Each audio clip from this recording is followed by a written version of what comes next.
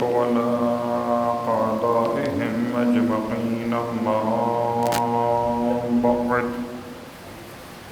فقد قال الله تبارك وتعالى في كلامه الحميد وفرقانه المجيد: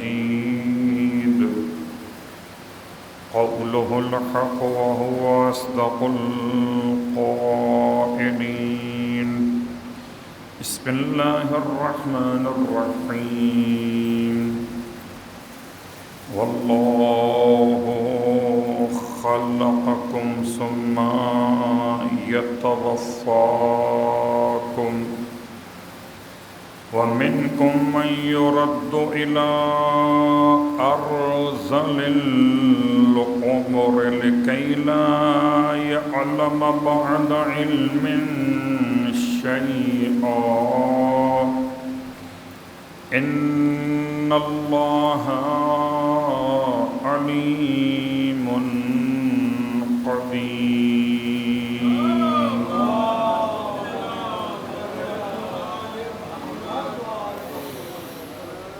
تمام تعریفیں اس خدائے بزرگ برتر کے لیے جس نے موسم کے اختلاف کو اپنی رحمت کا عنوان قرار دیا، اور تمام ہدیہ درود و سلام اور نزوات مقدسات کے لیے کہ جن کے وجود کی برکتوں نے ہر موسم کو موسم ولایت بنا دیا۔ الحمدللہ الذی جعلنا من المتمسکین بالقرآن العظیم وجعلنا من المتمسکین بولایت علی بن ابی طالب۔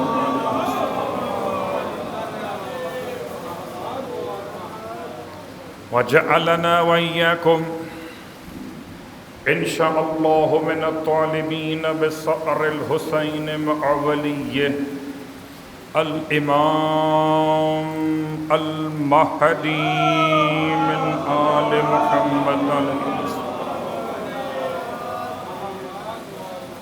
أما بعد، السلام عليكم ورحمة الله وبركاته۔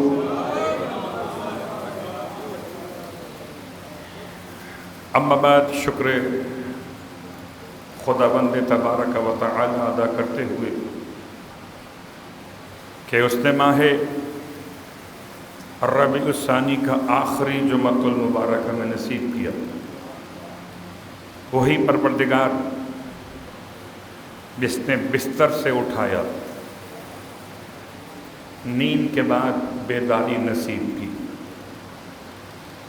وہی پروردگار جس نے اٹھنے کے بعد ہمارے اعضاء و جوارح کو ہمارے کنٹرول میں دیے ہوئے رکھا،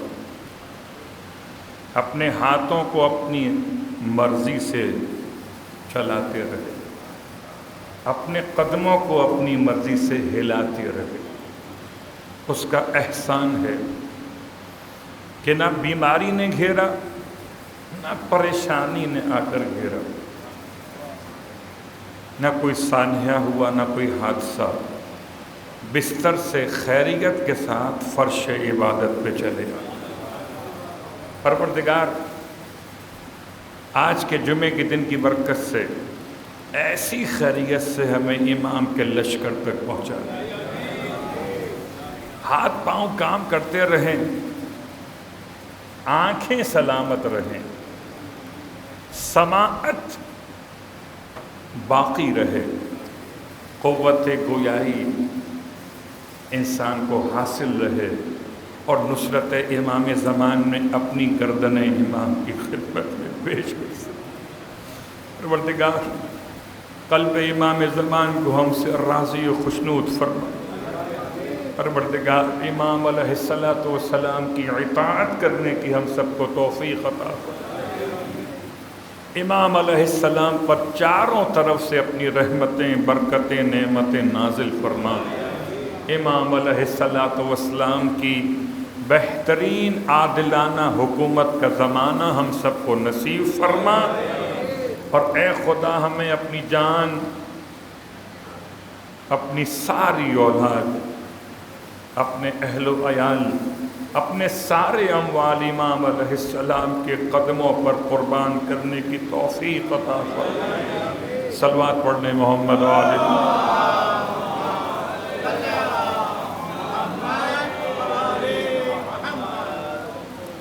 سامعین گرامی قدر، حاضرین ذوی الاحترام، آپ کی خدمت مقدس میں پچھلے جمعۃ المبارک میں ایک عنوان شروع کیا تھا، اور اسی عنوان کے تحت میں کچھ باتیں آج آپ کی خدمت مقدس میں بیان کرنا مقصود ہیں۔ عنوان تھا بڑھاپا اور بڑھاپے کے مسائل۔ سورہ مبارکہ یاسین سے آغاز کیا تھا، اور آج سورہ مبارکہ النحل کی آیت نمبر 70 یعنی 70۔ بڑھاپا کیا ہے، اس کی اہمیت، اس کی مشکلات کیا ہے، اس سے بچنے کا طریقہ کیا ہے، قرآن کی نگاہ میں، اہل بیت کی نگاہ میں بڑھاپے کی تعریف کیا ہے۔ کیونکہ ہم نے یہ دیکھا کہ کچھ بوڑھوں کو قرآن نے جوان کہا ہے، اور روایات معصومین میں کچھ جوانوں کو بوڑھوں کی طرح عبادت کرتے ہوئے لائق تعریف کہا گیا۔ تو اس اعتبار سے ایک مشکل عنوان ہے، شاید بہت کم اس طرح بیان کیا جاتا ہے۔ آئیے سورہ مبارکہ النحل کی آیت نمبر 70 کے الفاظ پہ غور کرتے۔ واللہ خلقکم، اور اللہ نے تمہیں خلق کیا ہے، ثم یتوفاکم، اور پھر وہ تمہیں وفات دے دے گا، یعنی تمہاری ارواح کو قبض کر لے گا۔ فمنکم، اور تم میں سے بعض وہ ہوں گے، من یرد الی ارذل العمر، کہ جن کو پلٹا دیا جائے گا زندگی کے پست ترین حصے کی طرف۔ آیت کا یہ حصہ بتاتا ہے کہ سب کے لیے نہیں ہے، من تبعیض ہے، بعضیت کو بیان کرتا، سب کے لیے نہیں ہے، بڑھاپا سب کے لیے نہیں ہے۔ اب دیکھتے ہیں کہ بہت سارے انسان بچپنے میں انتقال کر جاتے ہیں، کچھ انسان بچپنے سے نکل کر لڑکپن، اور کچھ انسان لڑکپن سے نکل کر جوانی انتقال کر جاتے ہیں، تو بڑھاپا ان کے لیے نہیں ہوتا۔ اور بڑھاپے کو کتنے سخت الفاظ میں اس آیت نے پہچان کروائی ہے۔ ارذل العمر، کیونکہ ہمارے اردو کا تلفظ عمر ہے، اور یہاں استعمال ہوا عمر، عین پر بھی پیش ہے اور میم پر بھی پیش ہے، عمر۔ اور تم میں سے بعض وہ ہیں کہ جن کو پلٹا دیا جاتا ہے ایسی عمر کی طرف جو انتہائی حقیر، انتہائی کمزور، انتہائی پست ہے۔ یعنی یہ سمجھیے کہ جیسے کوئی درخت اگر سوکھ جائے تو جھک جاتا ہے، جیسے چاند کی مثال ایسے ہو جاتا ہے آخری تاریخوں میں جیسے کھجور کی سوکھی ہوئی شاخ۔ یہ سب اشارے اور کنایے قرآن مجید سے۔ ایسے ہی انسان، کیا کمر سیدھی ہوتی تھی کبھی، ایسا لگتا تھا جیسے گردن میں سریا پڑا ہوا ہے. اور اب کیا ہوا؟ اب کون سی عمر آئی ہے کہ اب ہے ارذل العمر. اب گردن اٹھائے نہیں اٹھتی. کمر سیدھی ہونے کے باوجود انسان سیدھا نہیں ہو پاتا. اس سے قرآن نے کہا ہے یہ سب سے پست ترین حصہ ہے عمر کا. لیکے یہ کیوں کیا تو نے مالک؟ پروردگار تجھے کیا مل گیا یہ کر کے؟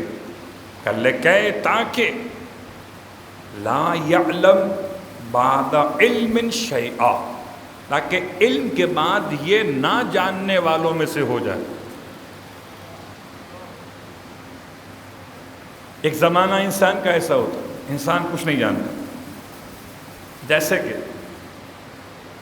آیت وافی ہدایہ میں بہت مشہور جملہ واللہ اخرجکم من بطون امہاتکم لا تعلمون شیئا. اور اللہ نے تمہیں تمہاری ماؤں کے پیٹ سے ایسے نکالا کہ تم کچھ نہیں جانتے تھے، ایسے تمہیں واپس پلٹایا اس عمر کی طرف. لکی لا یعلم بعد علم شیئا، تاکہ تم ہو جاؤ نہ جاننے والے جاننے کے بعد شیئا، کسی بھی شے کے. اللہ اکبر. یوں کہہ لیجئے کہ خدا چاہتا ہے کہ انسان اپنے ماضی کی طرف توجہ کر لے. اور اردو محاورہ ہے کہ یہ 3 مشکلات بڑی ہیں. کیا یوں کہہ لیجیے کہ 3 زمانے بڑے ضدی ہوا کرتے ہیں انسان کے. ایک بچپنا، ایک بڑھاپا، ایک بیماری. اور تینوں شروع ہوتے ہیں بے سے. بچپنا، بڑھاپا اور بیماری. اور ان تینوں زمانوں میں انسان کا مزاج چڑچڑا سا ہو جاتا ہے.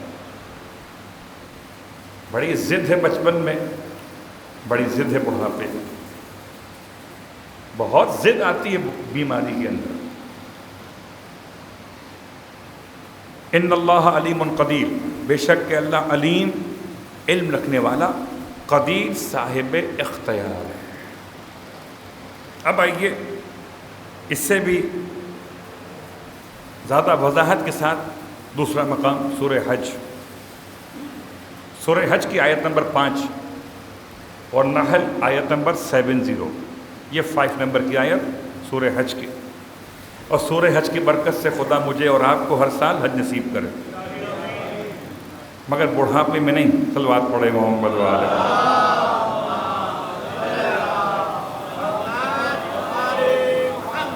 اور اگر بڑھاپے میں حج ہو تو بڑھاپا ایسے ہو جیسے اصحاب کہف کا بڑھاپا ہے. اگر بڑھاپے میں حج ہو تو بڑھاپا ایسے ہو جیسے حبیب ابن مظاہر کا بڑھاپا تھا. اگر بڑھاپے میں حج ملے تو ایسا بڑھاپا ہو جیسے مسلم ابن اوسجہ کا بڑھاپا تھا. اللہ اکبر. یہ لائق تعریف بڑھاپے ہیں. اب آئیے سورہ حج کی آیت نمبر 5 میں خدا نے پھر اس زمانے عمر کی بات کی ہے. یا ایھا الناس ان کنتم فی ریب من البعث. اے انسانوں، اگر تم شک کی حالت میں ہو دوبارہ اٹھائے جانے کے حوالے سے، کہ بھلا قبر میں ہڈیاں سڑ گل جاتی ہیں، انسان کے تمام تر اعضاء و جوارح خاک ہو جاتے ہیں، تو یہ دوبارہ کیسے اٹھائے جائیں گے؟ اگر تم شک کر رہے ہو دوبارہ اٹھائے جانے پر. فَإِنَّا خَلَقْنَاكُم مِّن تُرَابٍ. تو تمہیں یاد دلا دوں، خدا کہتا ہے ہم نے تمہیں مٹی سے تو بنایا تھا. اگر مٹی ہو گئے تو یاد رکھنا تمہیں مٹی سے بنایا تھا، اور جو خدا اول خلقت میں مٹی سے انسان بنانے پر قادر ہے، کیا وہ بعد میں مٹی سے انسان بنانے پر عاجز ہو گیا؟ ثم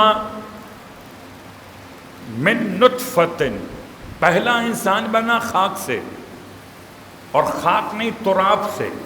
کیا شان تراب کی ہے کہ اگر مادیت میں ہو تو خلقت انسان کا عنوان بنے، اور اگر نسبت امیر المومنین میں ہو تو ابو تراب کی شان بنے۔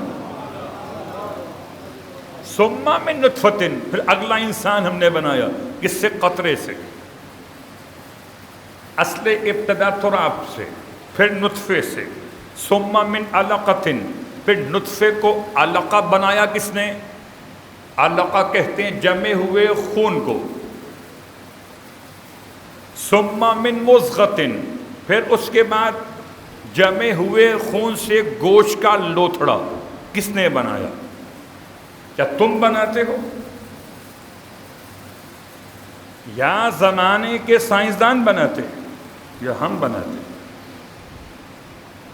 ثم من مضغۃ مخلقۃ وغیر مخلقۃ، پھر گوشت کے لوتھڑے کو کبھی چاہا تو شکل خلقت دی، اور کبھی چاہا تو شکل خلقت کے بغیر ماں کے پیٹ سے زمین پر پہنچا دیا۔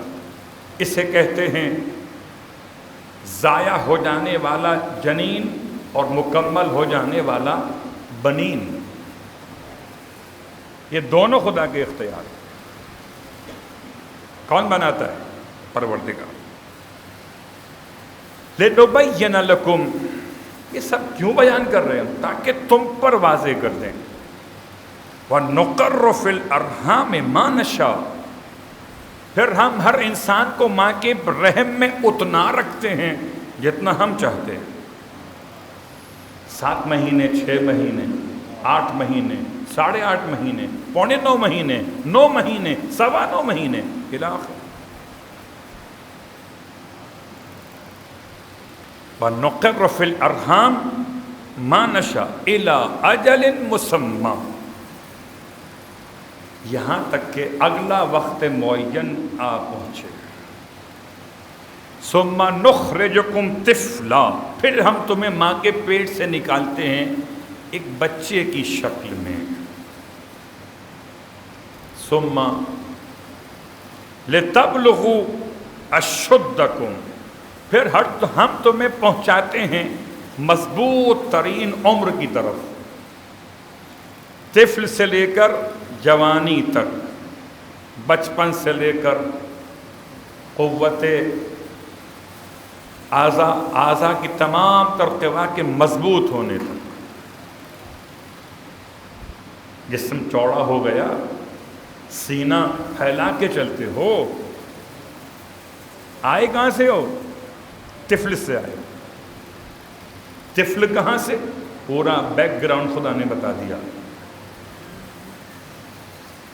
وَمِنْكُمْ مَنْ يُتَوَفَّى، اور تم میں سے بعض ایسے ہوتے کہ جن کو پھر ہم وفات دے دیتے، مخلقہ، غیر مخلقہ، یا اس کے بعد طفل، یا اس کے بعد شدت عمر یعنی جوانی، ہم مار دیتے۔ وَمِنْكُمْ مَنْ يُرَدُّ إِلَىٰ أَرْذَلِ الْعُمُرِ، اور پھر تم میں سے بعض کو ہم لے جاتے ہیں بڑھاپے تک،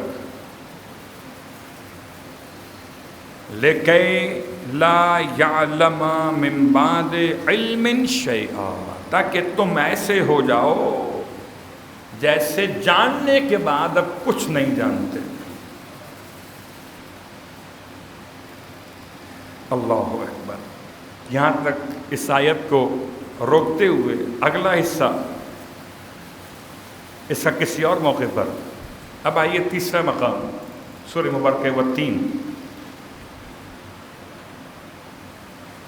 والتین والزیتون وطور سنین۔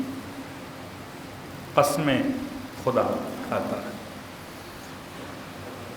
تفصیل کا تو وقت نہیں ہے، اصل موضوع پہ بات کر رہا ہوں۔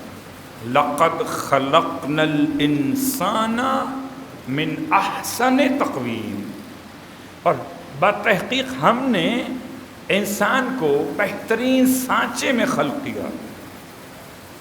ثم رددناہ اسفل سافلین، پھر ہم نے اسے پلٹا دیا اسفل سافلین کی طرف۔ اسفل کہتے ہیں کس کو؟ جو اعلیٰ کے مقابل پر ہو۔ اعلیٰ کہتے ہیں اونچے کو، اسفل کہتے ہیں نیچے کو۔ جیسے مالا اور مسفلہ، نشیب اور فراز، فراز کو بلندی، نشیب گہرائی پستی۔ اسفل سافلین، تمام آیات ہائے قرآنی کی تفاسیر مختلف ہیں، اور قرآن مجید میں ہر آیت کے ظاہری معنی الگ ہیں اور باطنی معنی الگ ہیں۔ تو یہاں ان معانی میں سے ایک معنی بیان کرتے ہیں، اسفل سافلین، یعنی کہ خدا پلٹا دیتا ہے انسان کو کس طرف؟ ایسی عمر کی طرف کہ جھریاں آ جاتی، کھال لٹک جاتی، بالوں کی سفیدی، بالوں کی سیاہی کے بعد، کمر کا جھک جانا، کمر کے سیدھا ہونے کے بعد، انسان کا گھٹنوں پہ آ جانا، سینہ چوڑا ہو جانے کے بعد، یہ کیا ہے؟ یہ اسفل سافلین کی ایک مثال ہے۔ اسے جب بنایا تھا کتنا حسین تھا چہرہ کہ لوگ بے ساختہ پیار کرتے تھے، بے ساختہ چومتے تھے بچے کو، اور جب بڑھاپا آیا تو اب چہرہ اچھا نہیں لگتا، ایسا خراب ہوا ہے۔ مجھے معاف کیجیے گا، جب 32 دانت نکل جائیں تو چہرہ کیسا ہو جاتا ہے؟ جب رخسار کے اندر گڑھے پڑ جائیں تو چہرہ کیسا ہو جاتا ہے؟ جب آنکھوں کے نیچے حلقے پڑ جائیں اور آنکھیں اندر گڑھے میں چلی جائیں کیسا ہو جاتا ہے؟ یہ چہرہ سوچتے جائیے اور پھر بڑھاپے کے ان مسائل پہ غور کیجیے، اب کیا کیا جائے؟ کوئی ایسی دعا مانگی جائے اس سے بڑھاپا نہیں آئے؟ آیا بڑھاپے سے فرار بڑھاپے کا علاج ہے؟ سورہ والتین کے الفاظ کیا ہے؟ اِلَّا الَّذِينَ آمَنُوا وَعَمِلُوا الصَّالِحَاتِ فَلَهُمْ أَجْرٌ غَيْرُ مَمْنُونٍ۔ ہم سب کو پلٹا دیتے ہیں بڑھاپے کی طرف، احسن تقویم کے بعد اسفل سافلین کی طرف، مگر اِلَّا الَّذِينَ آمَنُوا، جو ایمان لے کر آئے۔ پتہ چلا ایمان لانا انسان کے بڑھاپے کو ذلیل نہیں کرتا، وَعَمِلُوا الصَّالِحَاتِ، اور انسان کا ایمان لانے کے بعد عمل صالح کرنا انسان کے بڑھاپے کو پستی میں نہیں لے جاتا۔ فَلَهُمْ أَجْرٌ غَيْرُ مَمْنُونٍ، بس ان کے لیے تو ایسا اجر ہے کہ جو بغیر کسی منت و احسان کے مسلسل ہے۔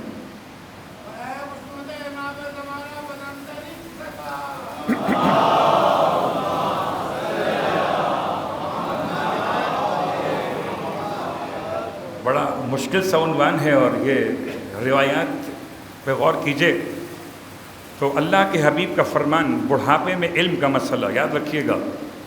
آیت کہتی ہے کہ بڑھاپا انسان کو لے جاتا ہے کہ لا یعلم بعد علم شیئا۔ آپ فرماتے ہیں اطلب العلم من المہد الی اللحد، علم حاصل کرو مہد سے لحد تک۔ آیت کہتی ہے کہ بڑھاپے میں انسان بھول جاتا ہے۔ اس کا مطلب سب اگر بھول جاتے تو اللہ کے حبیب کس کو بتا رہے تھے کہ علم حاصل کرو آغوش مادر سے آغوش قبر تک، کمر کی ہڈیاں ساتھ نہ دیں مگر علم حاصل کرتے رہو. کیا مطلب ہے اس کا؟ پھر غور کیجئے، حضرت امام جعفر صادق علیہ السلام کی بارگاہ مقدس میں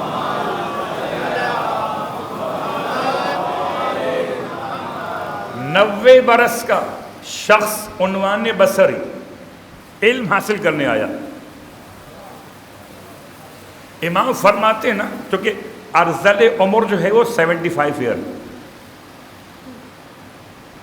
جو آیت میں دو مقامات میں استعمال ہوا، ارذل رزیل پست، رزیل مقابل ہے فضیل کے، فضیلت کے مقابل رزیلت.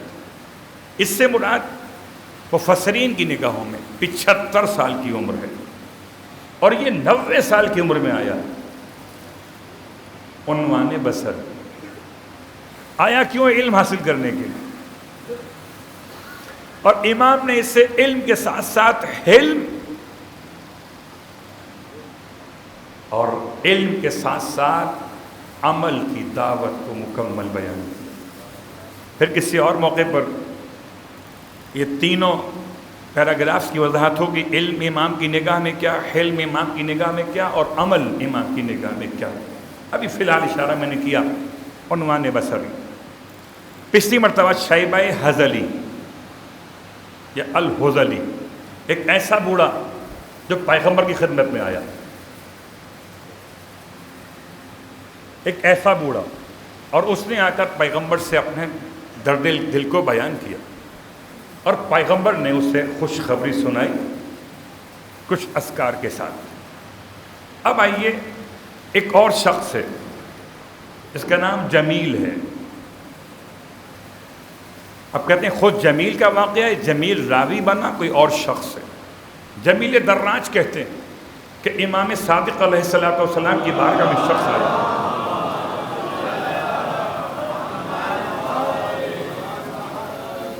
اور آنے کے بعد اس نے امام سے دو باتیں بیان کی. پہلی بات کہتا ہے مولا سے، مولا میں بہت بوڑھا ہو گیا،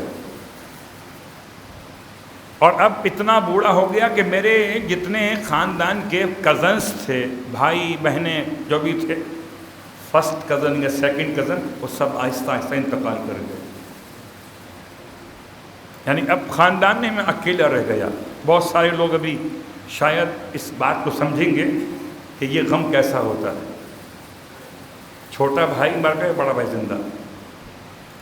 چھوٹی بہن کا انتقال ہوا، بڑا بھائی زندہ.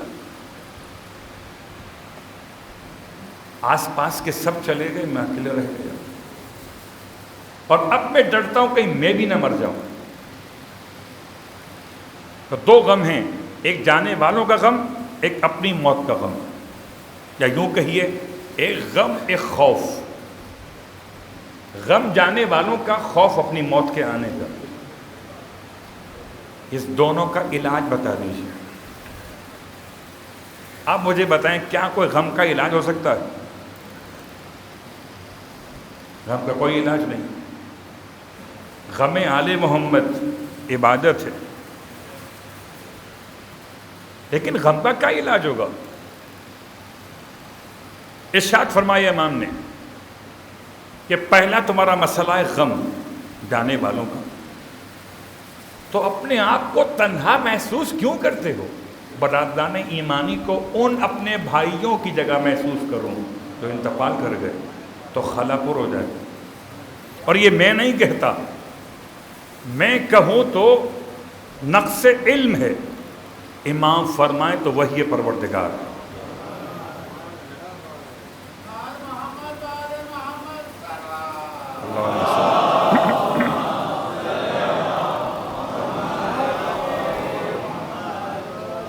پھر ارشاد میں بولا. اس کے بعد نمبر 2، دوسرا مسئلہ، موت کا خوف. موت کا خوف تو کوئی نبی اپنے زمانے کا ہو نہیں دور کر سکتا. لاکھوں سلام انبیاء پر، درود کروڑا انبیاء پر۔ حضرت سلیمان ابن داؤد علیہ السلام کا زمانہ، بہت مشہور جملہ، ایک جوان گھبرایا ہوا نبی کے پاس پہنچا، ہراساں ہے، خوف زدہ ہے، پوچھا کیا بات ہے؟ کہ مجھے لگتا ہے مجھے ملک الموت نے گھور لیا۔ آپ فرماتے ہیں پھر بتاؤ میں کیا کر سکتا ہوں؟ کوئی کچھ نہیں کر سکتا۔ اگر کسی کو ملک الموت اپنے ٹارگٹ پہ لے آئے تو کوئی کچھ نہیں کر سکتا۔ تم بتاؤ مجھ سے کیا چاہتے ہو؟ تو نبی نے خدا کی قدر کے سامنے ہاتھوں کو اٹھا دیا کہ موت خدا کی قدر کی بنیاد پر، خدا کا فیصلہ ہے، قضا ہے۔ مجھ سے کیا چاہتے ہو؟ کہ مجھے کہیں دور بھیج دیں یہاں سے، بس دل گھبراتا ہے، بس دل چاہتا ہے یہ کہیں اور نکل جاؤں، میں سے بند کمرے سے باہر نکل جاؤں، گھر سے باہر نکل جاؤں، اس شہر سے باہر نکل جاؤں۔ آپ مسکرا فرمائے جانا کہاں چاہتے ہو؟ کہتا اتنا دور بھیج دیں کہ علاقہ بھی نہ رہے، نسل بھی یہاں کی نہ ہو، زبان بھی یہاں کی نہ ہو۔ پھر بتاؤ کہاں جانا چاہتے ہو؟ کیا مجھے ہند بھیج، یعنی ہندوستان؟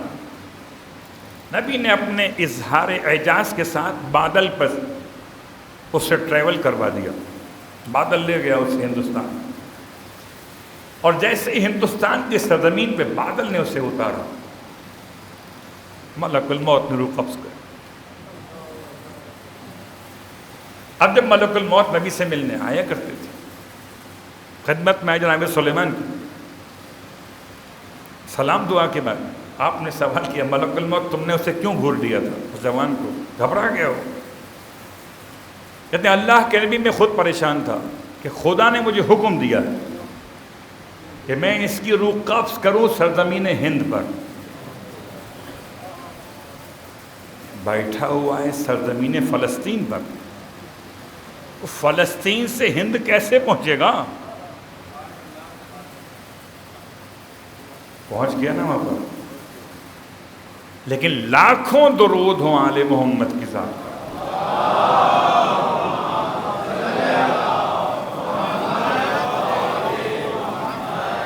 امام نے اس بوڑھے کو موت کے خوف کا علاج بتایا، فرمایا ہر نماز واجب میں پنجگانہ کے بعد یہ دعا پڑھا کرو، درود کے ساتھ اللہم صلی علی محمد وعلی محمد، بسم اللہ الرحمن الرحیم، اللہم انا رسولک الصادق المصدق صلواتک علیہ وآلہ قال انک قلت ما ترددت فی شیء انا فاعلہ کالتردد فی قبض روح عبدی المؤمن یکرہ الموت وَأَكْرَوْ مَسَعَتَهُ اللہم فصل علی محمد وعلی محمد وَأَجِّلْ لِوَلِيِّكَ الْفَرَجَ وَالنَّصْرَ وَالْعَافِيَّةَ وَلَا تَسُونِ فِي نَفْسِي وَلَا فِي أَحَدٍ مِّنْ أَحِبَّتِي۔ ترجمہ، درود کا تو آپ جانتے ہی ہیں۔ اے اللہ، بے شک تیرے سچے پیغمبر نے جو تصدیق شدہ پیغمبر ہیں، انہوں نے فرمایا کہ تو کہتا ہے کہ میں کسی معاملے میں ایسے متردد نہیں ہوتا جیسے میں تردد کرتا ہوں کسی اپنے بندے مومن کی موت کے بارے میں، کہ جس سے موت پسند نہ ہو، اور اس کی ناپسند کو میں بھی ناپسند کرتا ہوں، مومن کی ناپسند کو میں بھی کراہیت کے ساتھ دیکھتا ہوں۔ بس اے خدا تو درود نازل فرما محمد اور آل محمد پر، اور اپنے ولی کے ظہور میں جلدی فرما نصر اور عافیت کے ساتھ، اے خدا مجھے میرے نفس میں نہ دکھانا موت کا غم، اور نہ دکھا مجھے میرے کسی ایک بھی عزیز کی موت کا غم۔ آخری جملہ وَلَا فِي أَحَدٍ مِّنْ أَحِبَّتِي، اس میں چاہیں تو نام لے سکتے ہیں، احد میں نام لیں بیٹے کا، بیٹی کا، اہلیہ کا، بہن کا، بھائی کا۔ جمیل کہتے ہیں یہ دعا یاد کر کے چلا گیا، اور دعا یاد کرنے کے بعد گیا اور پڑھتا رہا، یہاں تک کہ کہتے ہیں کہ وہ اتنا جیا، اتنا زندہ رہا کہ خود اپنی موت خدا سے مانگنے لگا۔ بعض علماء نے لکھا ہے کہ 400 سال تک زندہ رہا۔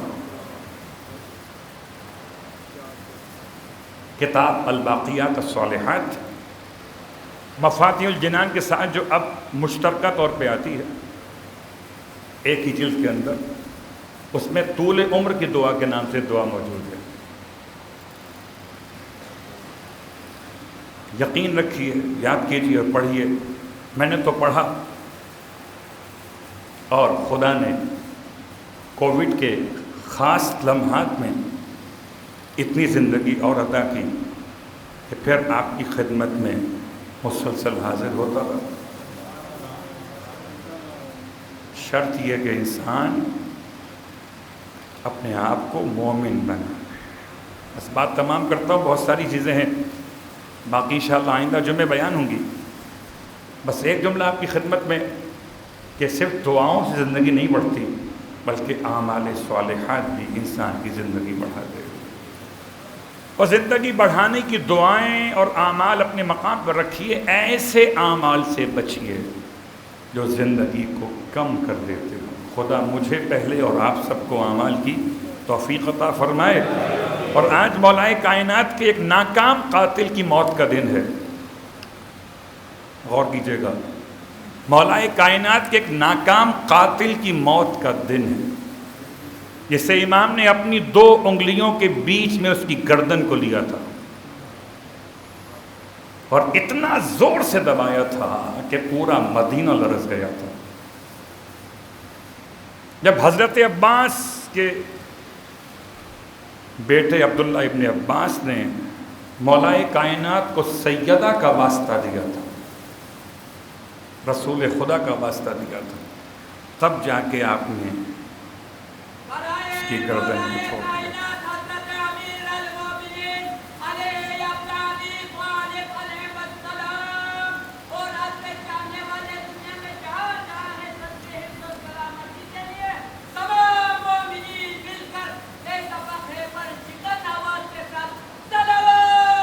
اللہم صلی علی محمد۔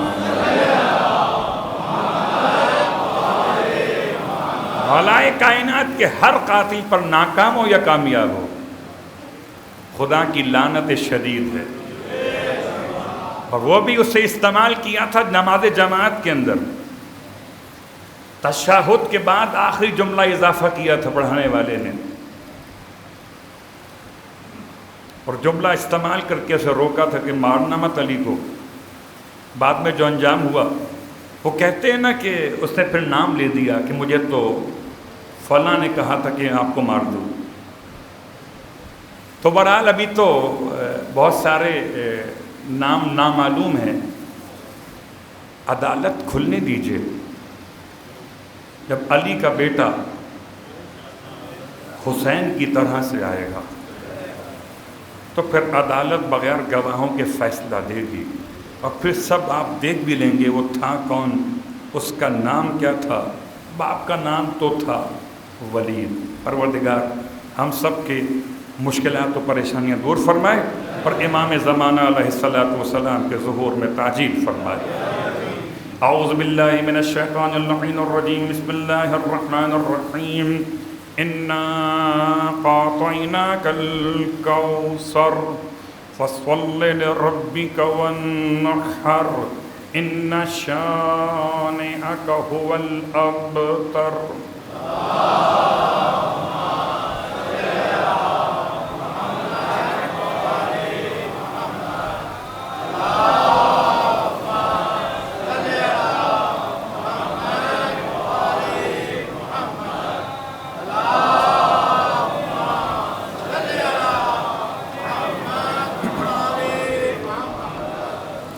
أعوذ بالله من الشيطان اللعين الرجيم. بسم الله الرحمن الرحيم. والحمد لله رب العالمين.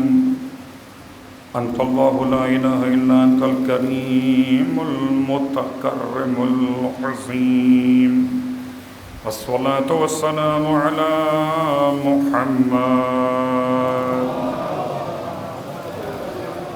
نبي الرحمة سيد المرسلين وعلي بن أبي طالب سيد الوصيين فاطمة الزهراء سيدة النساء العالمين وحسن المجتبى حجة الله على الخلق أجمعين والحسين الشهيد المظلوم وارث أمير المؤمنين وعلي بن الحسين زين العابدين ومحمد بن علي باقر من الأولين والآخرين وجعفر بن محمد الصادق الصديق والمقتدي بآبائه الصالحين وموسى بن جعفر الكاظم من أولاد النبيين وعلي بن موسى الرضا من عترة بررة المتقين ومحمد بن علي الجواد ولي المؤمنين وعلي بن محمد السراج المنير إمام الخاشعين والحسن بن علي سيد الأوصياء المنتجبين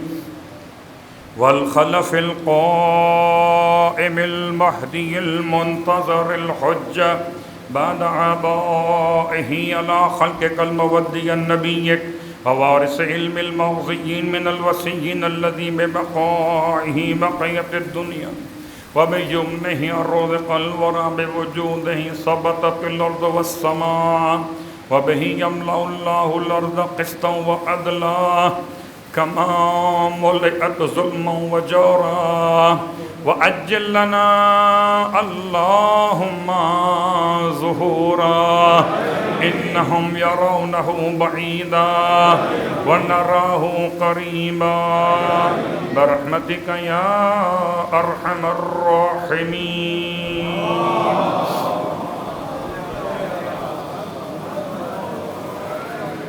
تمام تعریفیں پروردگار تقوی اور مغفرت کے لیے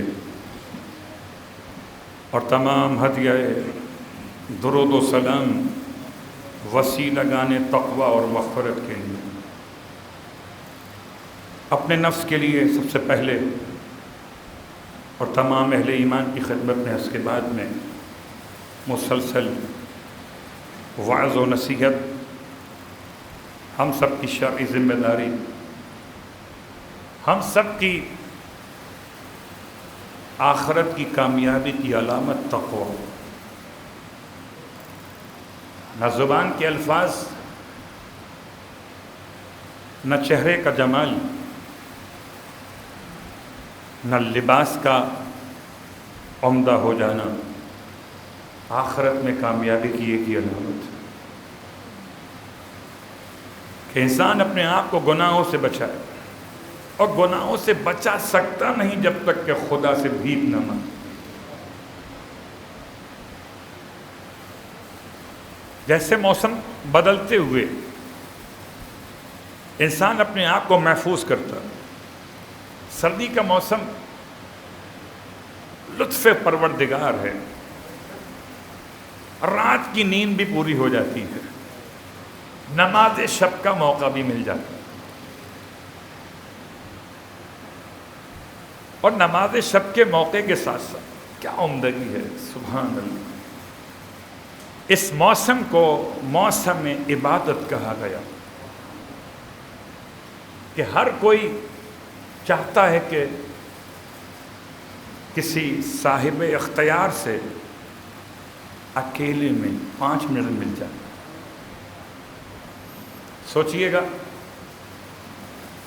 مثالیں دنیا والوں کے اعتبار سے ہے، سب کے ساتھ ملاقات اور ہے، اور اکیلے میں ملاقات کسی صاحب اختیار سے اور ہے۔ 5 منٹ مل جائیں صرف۔ میں انتہائی معذرت خواہ ہوں کہ بعض مومنین مجھ سے کہتے ہیں تو میں نہیں دے پاتا۔ اللہ اکبر، کیا حیثیت اور کیا اوقات۔ 5 منٹ مل جائیں تنہائی میں آپ سے بات کرنا۔ خدا کتنا وقت دیتا تنہائی میں، اور کیا اس سے زیادہ کوئی صاحب اختیار ہے؟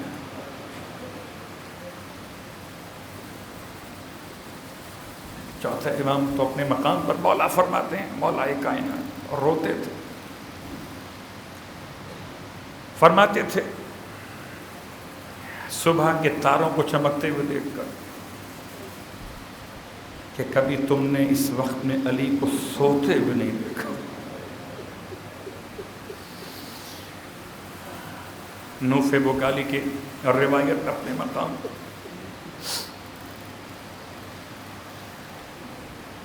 زرار بن حمزہ کی روایت اپنے مقام پر، ایسے تڑپتے تھے محراب میں اپنی ریش مقدس کو تھام جیسے کوئی سانپ کا ڈسا ہوا انسان تڑپا کر، اور ایسے روتے تھے جیسے کوئی بوڑھی ماں جوان بیٹی کی لاش کو روتے۔ ارے ایک ہی جملہ، دنیا خری خیری،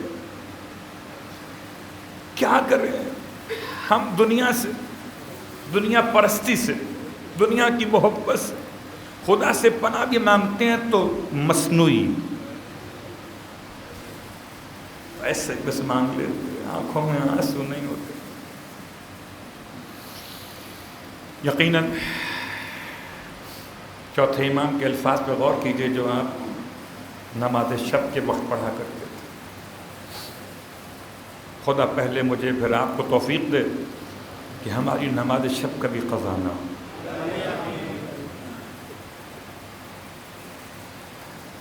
ولو 8 رکعت نہ پڑھ سکیں، 2 اور 1 رکعت کا موقع مل جائے، آدھا نہ پڑھ سکیں تو قضا پڑھ لیں، لیکن پڑھیں ضرور۔ یہ خاص نماز ہے جو مولا حضرات پر تو واجب کی گئی تھی، اور مولا حضرات کا احسان ہے کہ مولائیوں پر زحمت کے عنوان سے واجب نہیں کی گئی۔ یہ بڑی تاکید ہے، بڑی تاکید، اور اسی تاکید کے ساتھ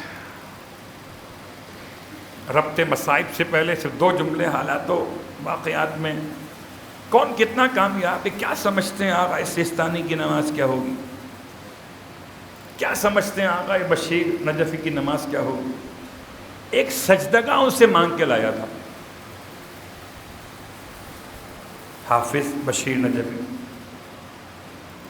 دام ظلہ الوارث، عظیم شخصیت، ایک سجدگاہ۔ آپ یقین کریں میں اس سجدگاہ پر سجدہ نہیں کر سکا۔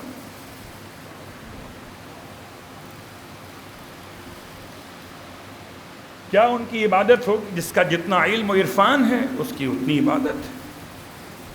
کیا سمجھ سکتے ہیں رہبر معظم کی عبادت؟ کیا یہ اتنا بڑا نظام جو مرجعیت کا چل رہا ہے نماز شب کے بغیر چل رہا ہے؟ کہ ویسے ہی خبریں دیکھ کے بیان کرتے تھے، کوئی تو رب تھے زمانے کے امام سے، شکل دعا میں ہو، شکل درود میں ہو، شکل زیارت میں ہو۔ اللہ اکبر۔ تمام باتوں کے ساتھ بہرحال ایک بہت حالات کے بدلنے کی نوید تو ہے، جیسے حالات خراب بھی ہو رہے بدل بھی رہے۔ بڑی عجیب سی بات کہ بہت طویل عرصے بعد مصر سے 11 اسرائیلی پائلٹوں کا ملک بدر کرنے کا حکم۔ عجیب و غریب ہے مصر کے معاملات میں، بڑی دوستی ہے، بڑا معاہدہ ہے اسرائیل سے، لیکن خدا ایسے بھی اپنوں کے ہاتھوں ذلیل کروا دیتا ہے۔ عجیب و غریب کیفیت طاری ہے، آسان نہیں ہے حتیٰ کہ ان کے جہازوں کو فیول بھرنے کی بھی پرمیشن مصر نے نہیں دی. اسے کہتے ہیں ایمرجنسی لینڈنگ. مشکلات کھڑی ہو گئی. دوسرا استقامتی محاذ. الحمدللہ نتن یاہو کا آنا اسرائیل کے لیے باعث بدبختی ثابت ہوا. 24 گھنٹوں میں 23 حملے ہوئے اور پہلی بار پتھر اور غلیل کا استعمال کرنے والے استقامتی محاذ کے جانثاروں نے ایسے زخم پہنچائے ہیں کہ پریشان ہے صہیونیت. اللہ یا رسول اللہ.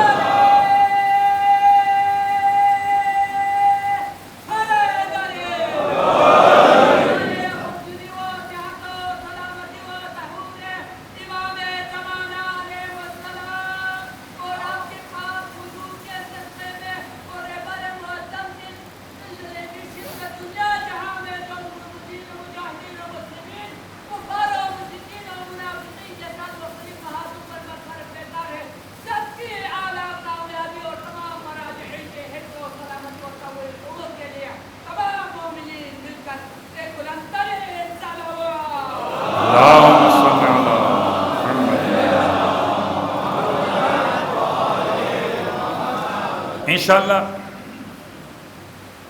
الیس الصبح بقریب. رات جتنی لمبی کیوں نہ ہو جائے، کیا صبح قریب نہیں ہے؟ یہی پیغام ہے.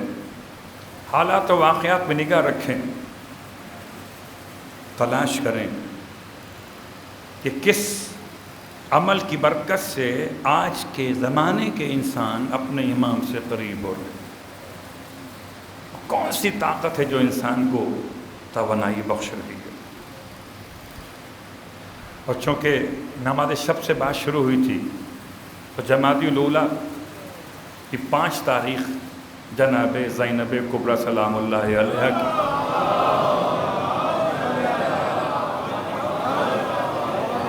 ولادت باسعادت کی تاریخ ہے. اوائل شعبان بھی یہ قول ہے، لیکن یہ 5 جمادی الاولیٰ کی تاریخ یہ زیادہ معتبر ہے علماء عرب میں. خود بی بی کے اپنے روضہ مقدسہ پر جو آپ کا میلاد منایا جاتا ہے وہ جمادی الاولیٰ کی 5 تاریخ منایا جاتا ہے. تو جناب زینب کبریٰ کی شخصیت کیا ہے؟ 3 جملے صرف. کسی نے سامرہ میں 40 دن امام زمان سے رجوع کرنے کا ایک عمل مکمل کیا، جسے کہتے ہیں 40 دن کا وظیفہ پورا کیا امام سے ملاقات کے لیے. حالت خواب میں اشارہ ملا، امام نہیں ملے، امام کا پیغام ملا. کیا پیغام ملا؟ نام لے کے فرمایا کہ تمہیں چاہیے کہ تم میری جدہ ماجدہ جناب زینب کبریٰ سے توسل.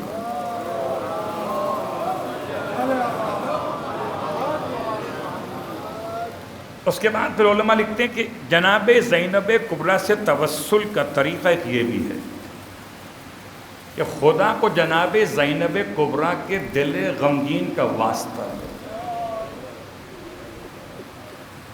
بالکل جیسے مولا حسین کو وسیلہ بنانے کا طریقہ کہ مولا حسین کے خون ناحق کا واسطہ خدا کو دیا جائے. الہی انشدک بدم المظلوم، 3 دفعہ یہ جملہ مولا حسین کے خون ناحق کو وسیلہ بنانے کے. اسی انداز سے الہی انشدک بقلب زینب المخموم، الہی انشدک بقلب زینب المخموم، الہی انشدک. اور یہ جملے یقین کی حالت میں، طہارت کی حالت میں، عبادت کی حالت میں رجوع قلب کے ساتھ پڑھیے اور یاد کیجیے جناب زینب کے قلب کو. اس کے ساتھ ساتھ بس ایک جملہ آپ کی خدمت میں کہ بہت کم ہمارے یہاں اس کا رواج ہے، جمادی الاولیٰ کی 6 تاریخ، 5 تو پھر بھی اب تقریباً کافی علاقوں میں آہستہ آہستہ رائج ہوتی جا رہی، اور انشاءاللہ خدا نے چاہا تو شبیہ روضہ جناب زینب کبریٰ پر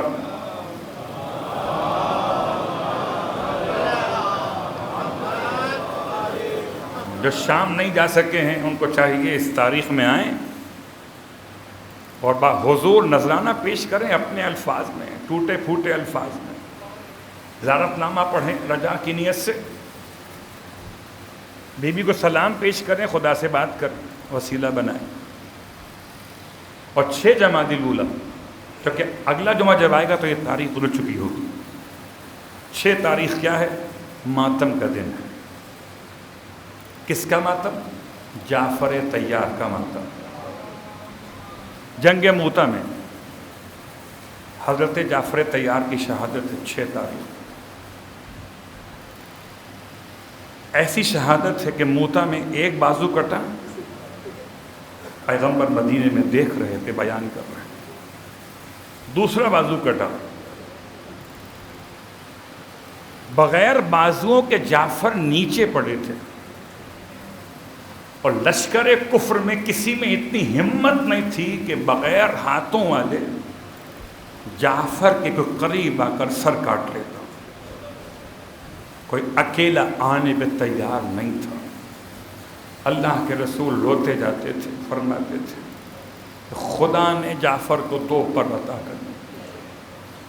اس میں اتنا جملہ کہوں گا کہ مولائے کائنات مدینے میں ہیں، موتا کے مقام پر جعفر کے بازو کٹے، خدا کسی بھائی کو بھائی کے کٹے ہوئے بازو نہ دکھا۔ ہائے کربلا، حسین 3 مرتبہ زمین پر جھکے، ایک مرتبہ دایاں بازو اٹھایا، سینے سے لگایا، 2 قدم آگے بڑھے، بایاں بازو اٹھایا، سینے سے لگایا، اور تیسری بار تو عباس کے سرہانے گر پڑے، اور گر کے کہتے تھے بھیا الان ان کا سرا ظہری، اب میری کمر ٹوٹ گئی، وقلت حیلتی، میری طاقتیں ختم ہو گئی۔ اے پروردگار، مولا عباس کے کٹے ہوئے بازوؤں کا واسطہ تمام مانگنے والوں کی مرادیں پوری فرما۔ جناب زینب کبریٰ کی نماز شب کا واسطہ ہم جیسے گنہگاروں کو، حقیروں کو پروردگار نماز شب کی توفیق خیرات نصیب فرما۔ پروردگار تو توفیق بھی عطا فرما اور قبولیت کا سہارا بھی عطا فرما۔ پار اللہ واسطہ محمد والے محمد کا اسی نماز شب کی برکت سے ہمیں امام زمان کے غلاموں میں شامل فرما، امام علیہ السلام کے ظہور میں تعجیل فرما۔ امام کا واسطہ ہمارے وطن پہ، ہمارے شہر میں، ہمارے ملک میں سلامتی نازل فرما۔ امام زمانہ علیہ السلام کے خادموں میں ہم سب کو شامل فرما۔ ربنا تقبل منا انك انت السميع العليم بجاه محمد وآله المعصومين برحمتك يا ارحم الراحمين۔